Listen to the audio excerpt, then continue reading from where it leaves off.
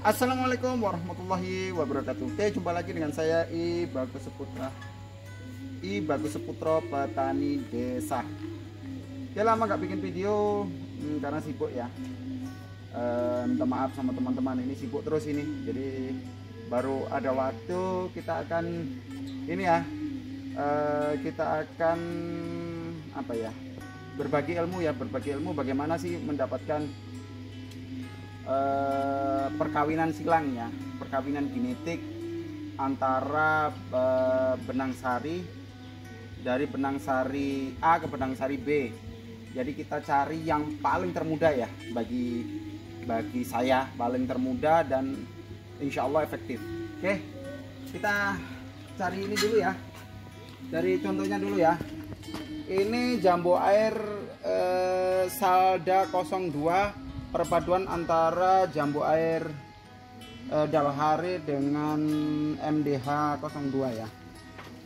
Lihat, kita ambilkan ya.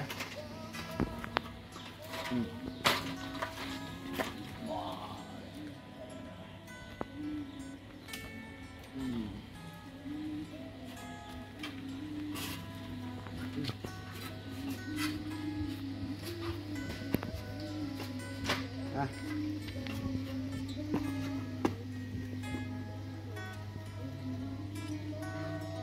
nah seperti ini tuh,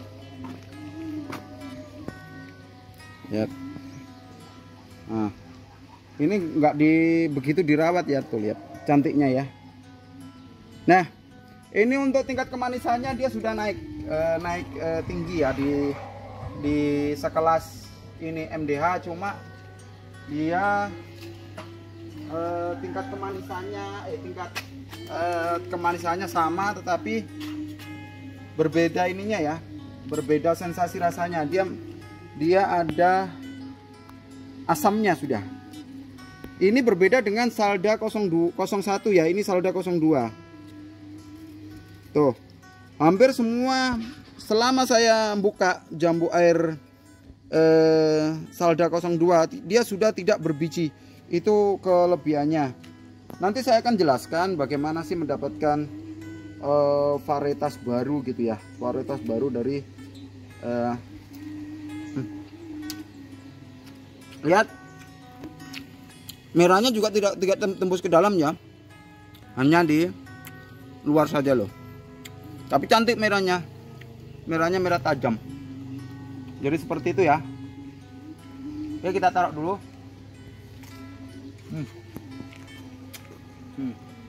Mantap.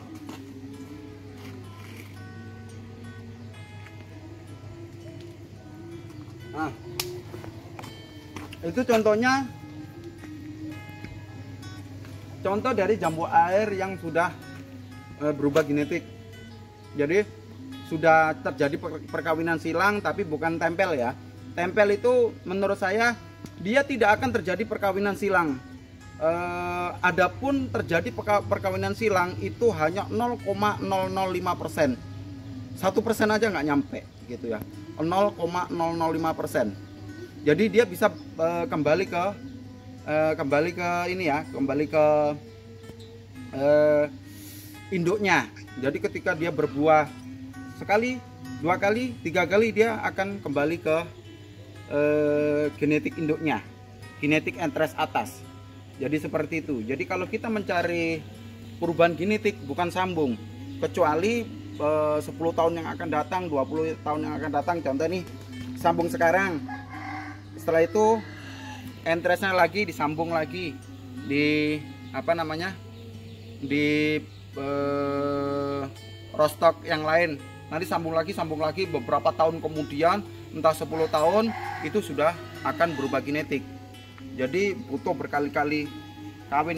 Itu pun hanya paling merubah sedikit aja. Contoh, zaman saya dulu mangga gadung itu masih super, sekarang mangga gadung banyak yang tidak super karena itu tadi.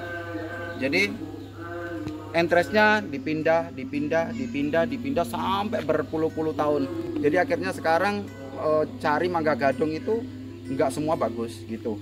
Nah, beda dengan kita mengawinkan, kita cari perkawinan antara benang sari ke benang sari. Kita pinggirkan ya, nanti ditabrak. Oke, ini contohnya ya. Ini contohnya ya. Oh. Contohnya ini bukan dalhari ya, ini bukan dalhari. Ini adalah Salda 02. Ini perpaduan antara jambu air MDH 02 atau salju dengan apa namanya, dengan dalhari. Jadi manisnya sudah salju, asamnya masuk dalhari, tapi kepadatannya masuk juga dalhari. Terus daunnya dia lebih panjang tuh. Dia hanya sedikit bergelombang tuh, lihat. Tapi batangnya sudah agak tegak dia, nggak menjuntai gitu, nggak lemes gitu batangnya. Tuh. Ini tadi barusan aku potong tadi, ini aku cangkok nih. Seperti ini. Ketika kita mendapatkan perubahan genetik, kita boleh langsung taruh sini. Nanti aku tunjukkan caranya. Lihat nih. Ini contohnya ini. Tuh, lihat kan tuh. Tuh. Ini ku tanam di sini aja. Tuh, lihat. Ku tanam di pinggir saja. Kita tunggu aja sampai dia berbuah, baru kita cangkok. Baru kita nih. Nah, kalau yang ini masih dari biji ya. Tuh, nih dari biji. Tuh. Dari biji loh. Jadi saya akan tunjukkan bagaimana caranya yang paling termudah. Jadi ketika kita punya jambu air, mau nanam jambu air, itu jangan hanya nanam satu jenis. Dalam satu kebun jangan hanya menanam satu jenis, tapi tanamlah beberapa jenis. Ini yang paling termudah ya. Jadi menurut saya untuk teknik silang itu ada 3. Ya, ada 3. Langsung taruh bunga ketemu bunga, waktunya harus tepat. Baru pengurangan benang sari juga baru ditaruh. Sama yang sekarang ini yang saya jelaskan, ini yang paling termudah.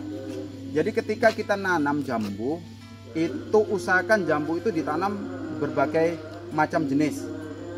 Cari berbagai macam jenis, tanam sekitar agak berdekatan ya, kurang lebih kalau di tanah itu kurang lebih 4,5, sekitar 4,5. Kalau di pot boleh agak dekat gitu ya. Perhatikan ketika dia berbunga bersamaan, mekar bersamaan.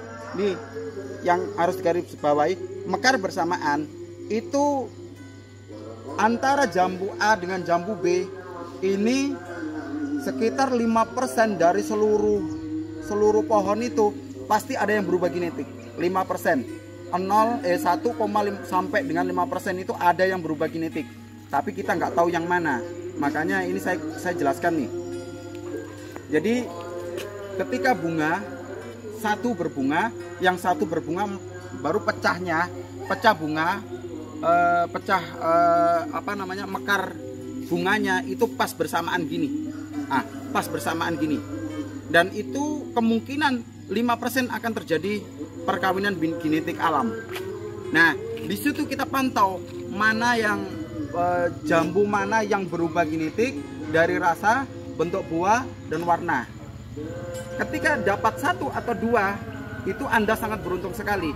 Ketika dapat 1 atau 2 yang rasanya melenceng, warnanya melenceng, bentuknya melenceng, nggak sesuai induknya, itu sangat beruntung sekali Anda. Dan itu nanti cari bijinya. Kalau Anda dapat biji, itu yang kita tanam seperti ini. Nih, seperti ini.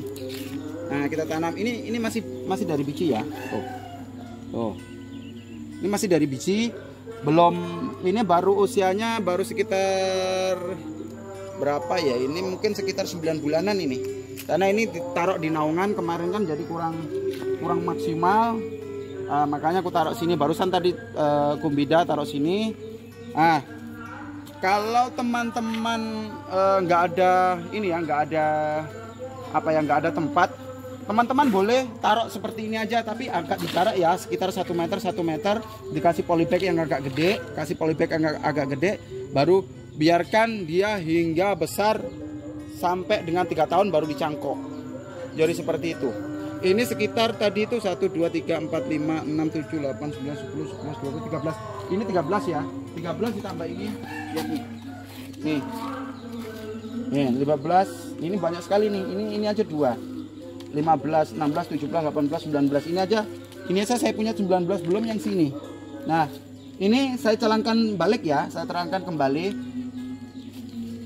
Nih. Dalam satu buah itu tadi yang seandainya Anda dapat dalam satu buah itu bisa jadi dalam satu buah itu akan berbeda genetik. Per bijinya itu akan berbeda genetik. Contoh ini dalam satu, tunjukkan. Ini dalam satu buah ini, tapi ketika kita tanam, lihat daunnya berbeda dengan ini. Nih, daunnya berbeda dengan ini. Tuh, lihat ini bulat tuh. Nah, seperti itu. Jadi satu buah, seandainya satu buah itu ada 3 biji itu belum tentu sama. Gitu. Kualitasnya, perubahan genetiknya belum tentu sama. Oke, aku tunjukkan ya. Ini yang sekitar sudah sekitar 4 tahunan kali ini. Yang di sini, ku biarkan aja di pinggir situ berbuah, baru kelihatan berubah genetik, langsung kita cangkok. Nah, seperti itu cangkokannya. Tuh tadi tuh cangkok tuh sana. Oke, kita ke sana. Kita ulang. Nah, ini kutunjukkan yang dari cangkok ya.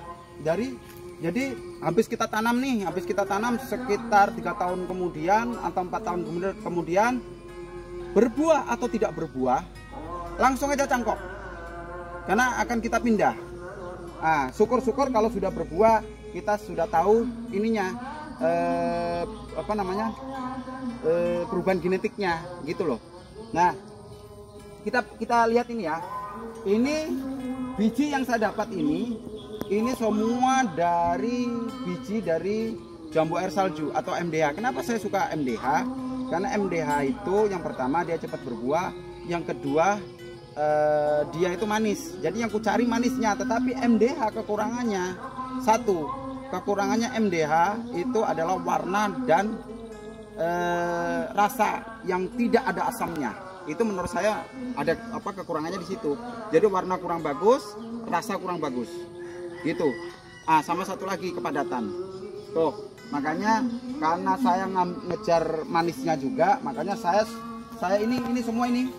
Ini ada 1 2 3 4 5 6 7 8 9 10 11 12 dengan sana ini MDH semua ini. MDH keluaran kedua. MDH 02 semua ini. Kita lihat di sini sudah berbeda walaupun sama-sama MDH, pucuknya sudah berbeda. Oh. Ada yang pucuk merah. Ada yang pucuknya itu agak kemerahan. Tuh. Ada yang merah banget tuh, sampai batang-batangnya merah. Ada yang pucuknya seperti ini. Tuh. Dari sini aja kita sudah tahu bahwa ini ada yang kayak gini. Nih, daunnya. Tuh, kecil dia, keriting. Agak keriting dia. Oh, pucuknya berbeda loh. Jadi berbeda toh. Jadi seperti itu. Jadi nggak tahu ini waktu dulu berapa buah, aku nggak tahu ya. Cuma waktu dulu tuh langsung kutanam aja beberapa pohon itu kutanam, bijinya langsung kutanam aja. Cuma dari MDH semua. Ini yang berbunga hanya ini 1 sama 2 ini sama 3 yang sana. Ini sudah pernah berbuah. Ini hijaunya lebih tajam. Kalau ini merah, ini merah. Gitu. Oke, kita ke sana di ini aja, di jeda aja. Nah, yang ini yang kita tanam di pot. Oke, kita ke sana.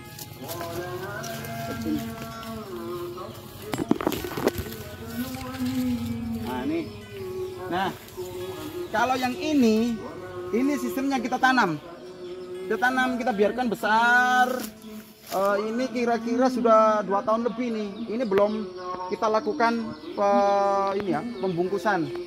Ini belum kita lakukan pembungkusan, lupa. Belum kita lakukan pencangkokan. Setelah ini baru kita lakukan pencangkokan. Nanti entah kita tunggu buahnya dulu atau langsung kita lakukan pencangkokan.